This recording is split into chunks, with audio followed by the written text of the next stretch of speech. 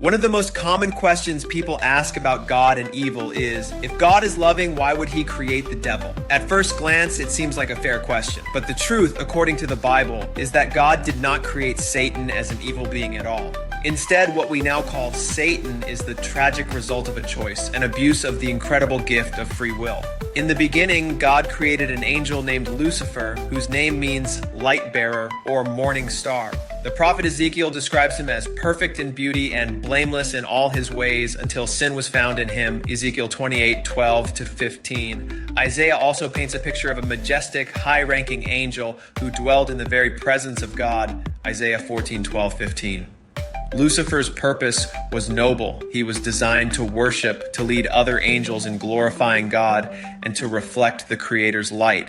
Lucifer, however, used that freedom in the worst possible way. Consumed by pride, he began to desire the worship that belonged only to God. He rejected God's authority, refused to serve, and led a rebellion in heaven. Revelation 12:4 and 12:7-9 describe how he persuaded a third of the angels to follow him in his revolt. As a result, he was cast out of heaven. From that moment, Lucifer, the shining light bearer, became Satan, the adversary. It's important to understand, God did not create evil. Evil is not a thing God formed, like light or water. Rather, evil is the absence of God's will, much like darkness is the absence of light. It arises when free creatures turn away from God's goodness and choose their own selfish desires. Satan is the ultimate example of what happens when creation rejects the Creator. This distinction matters because it shifts the question. Instead of asking, why did God create an evil devil, we should ask, why did God create beings with the ability to choose, even knowing some would reject him? The answer lies in the nature of love itself. Love cannot be forced. For love to be real, it must be chosen freely. God desired a creation that could truly know him, love him, and live in relationship with him. That risk, the possibility of rebellion, was worth the reward of genuine love and devotion from those who remain faithful. Today, Satan works to oppose God's purposes, to deceive humanity, and to distort the truth. But his existence is also a reminder of the reality of free will and the importance of aligning our choices with God's will.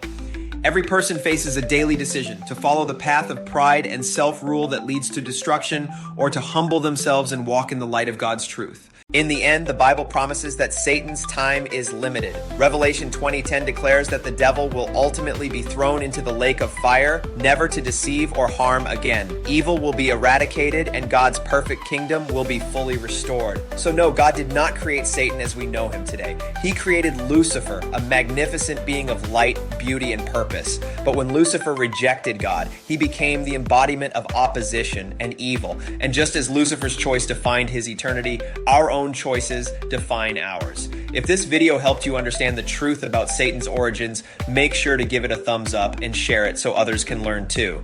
And if you want more biblical answers to life's big questions, hit that subscribe button and turn on notifications. See you in the next video, and God bless you.